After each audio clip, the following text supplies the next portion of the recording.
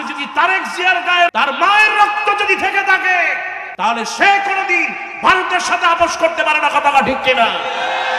আজকে তারেক জিয়াকে আমি বলতে চাই, আপনার মাকে কিভাবে হত্যা করা হয়েছে, কারা আপনার মায়ের উপরে জুলুম চালিয়েছে, কারা নির্যাতন করেছে, কারা আপনার ক্যান্টনমেন্টের বাড়িকে তিলে তিলে ধ্বংস করেছে, আপনার মায়ের চোখের পানি কারা ফেলেছে, কারা আপনার ভাইকে আপনাকে দিনের পর দিন জুলুম করে নির্যাতন করে দেশ ছাড়া করেছে, তাদেরকে আপনি ক্ষমা করতে পারেন, জাতি ক্ষমা করবে না। ঠিক কিনা? আমার ভাইরা, এই দেশের অন্যতম একজন শ্রেষ্ঠ নারী হচ্ছেন বেগম খালেদা জিয়া। কতক্ষণ ঠিক কিনা? বেগম খালেদা জিয়া এত সৎ, এত বিনয়ী, তার জীবনে কখনো আলেমদের কোনো কটাক্ষ করে কথা বলে, বরং আলেমদেরকে তিনি ভালোবাসতেন। ঠিক কিনা? কোরআনের পাখি আল্লামা সাইদিকে তিনি ভালোবাসতেন, আল্লামা সৈয়দ কামাল উদ্দিন জাফরি হাফেজাহুল্লাহকে ভালোবাসতেন। আমি বেগম খালেদা জিয়াকে কাছ থেকে কয়েকবার পেয়েছি। সর্বশেষ যে হাসপাতালে তিনি ছিলেন সুস্থ যখন, তখন আমি আর কোরআনের পাখি আল্লামা সাইদি রাহিমাহুল্লাহ, কলিজার টুকরা শামীম বিন সাইদি, আমরা দুইজনে গেলাম একেবারে সামনাসামনি। তিনি আমাকে আগ থেকেই চিনলেন, জিজ্ঞেস করলেন কেমন আছো, বলে আলহামদুলিল্লাহ। শামীম সাইদি ভাইকে জিজ্ঞেস করলেন যে শামীম, তোমার মা কেমন আছে? সুবহানাল্লাহ। চিন্তা করেন, অসুস্থ মানুষ, অথচ তিনি বললেন যে তোমার মা কেমন আছে? তোমার বাবা তো শহীদ হয়ে গেল, তোমার মা আছে কেমন?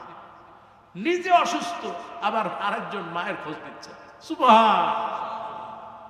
এত বিনয়ী, এত মানে নরম মানুষ, তার চেহারার দিকে তাকালেই কেন যেন চোখে পানি চলে আসে।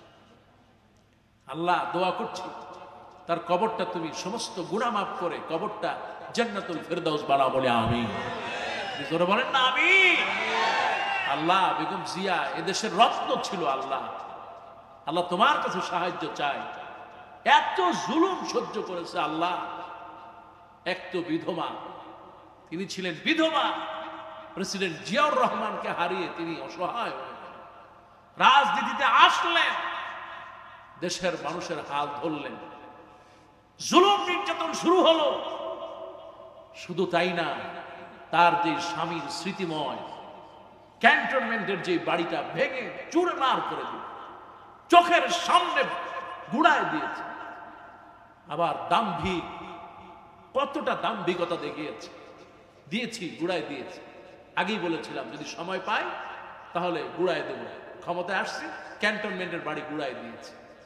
এর চেয়ে বড় দাম্ভিক, এর চেয়ে অহংকারী স্বৈরাচার আর কিছু হতে পারে? মুসলমান জোরে বলো, হতে পারে? আমি তো বলবো, আজকে যদি তারেক জিয়ার গায়ে রক্ত থেকে থাকে, তার মায়ের রক্ত যদি থেকে থাকে, তাহলে সে কোনোদিন ভারতের সাথে আপোষ করতে পারে না। কথাটা ঠিক কিনা? বেগম জিয়া মরে যাওয়ার কথা ছিল না।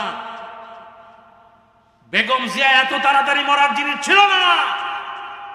তাকে হাসপাতালে নিয়ে স্লো পয়জন দিয়ে, ইনজেকশন দিয়ে আল্লামা সাইদিকে যেভাবে হত্যা করেছে, তারেক জিয়ার মাকে বেগম জিয়াকে তেমনি হত্যা করেছে। কথা বল। আজকে যদি আপনার গায়ে সেই তেজ থাকে, তাহলে আপনার বলা উচিত ছিল আমার মাকে যারা হত্যা করেছে আল্লাহর এই জমিনে তাদের বিচার হবে। কথাটা ঠিক কিনা? কিন্তু আজকে আমরা বড় হতাশ।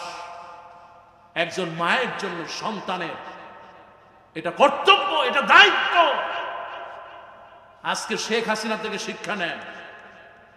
তিনি বলেছিলেন যখন সময় আসবে আমি আমার পিতার হত্যার প্রতিশোধ নেব। তিনি নিয়েছেন। কতক্ষণ কি বলেন, নিছে কিনা? প্রতিশোধ ঠিকই নিয়েছে।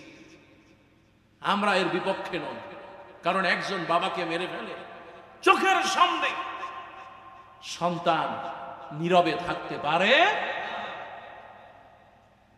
খুনি হাসিনা সে বিদেশ থেকে এনে তারপরে তার পিতার হত্যাকারীদের ফাঁসিতে ঝুলিয়েছে। কতক্ষণ?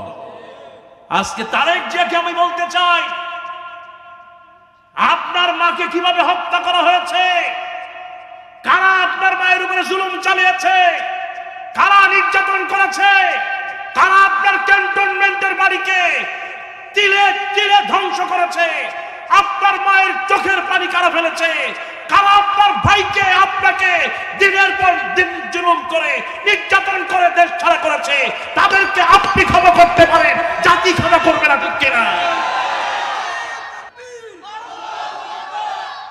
আল্লাহ তোমার কাছে বলি কবুল করো, বলি আমি।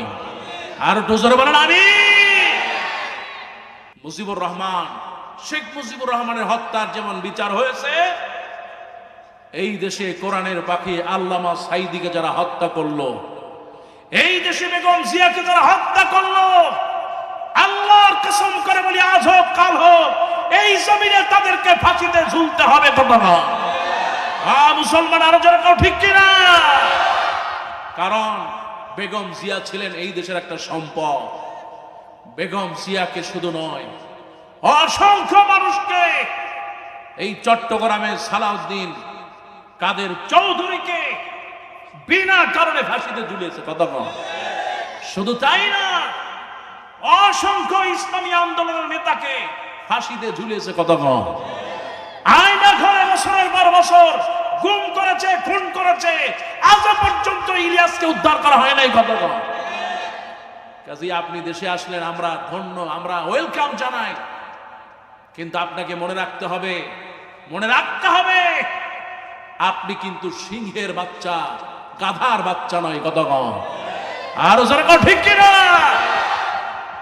এক গাধা পাল যাচ্ছিল, গাধার পাল, গাধা বোঝেন তো, গাধার পাল যাচ্ছিল, তার ভিতরে দেখা গেল একটা সিংহের বাচ্চা।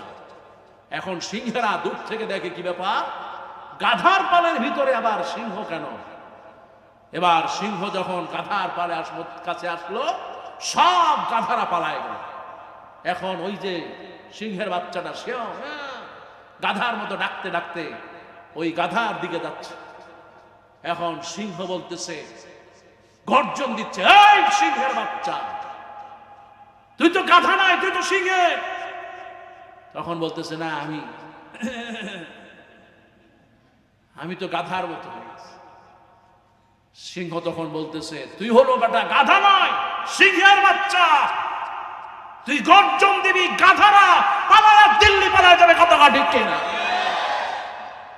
তারেক জিয়াকে বলছি, আপনি সিংহের বাচ্চা, আপনার মতো মানুষ এই পৃথিবীতে কম আছে। আপনার বাবাও প্রেসিডেন্ট ছিলেন, মাও ছিলেন প্রধানমন্ত্রী, কাজী আপনি গাধার জীবন নিবেন নাকি সিংহের মতো গর্জন দিয়ে মায়ের খুনিদের বিচার করবেন? আপনার উপরে ছেড়ে দিলাম। কথাটা ঠিক কিনা? তবে আপনি যদি ভুল করেন, এর খেসারত শুধু আপনাকে নয়, গোটা জাতিকে দিতে হবে, এতে কোনো সন্দেহ। এই কথাগুলো আমি অনেক কষ্টে বলেছি, কারণ গত 16টা বছর আমার এই বাংলাদেশে অনেক জুলুম আর নির্যাতন হয়েছে। কত কম। আপনি লন্ডন থেকে ফিরে আসছেন ওই দাদাদের দোয়ায় নয়। কথাটা ঠিক কিনা?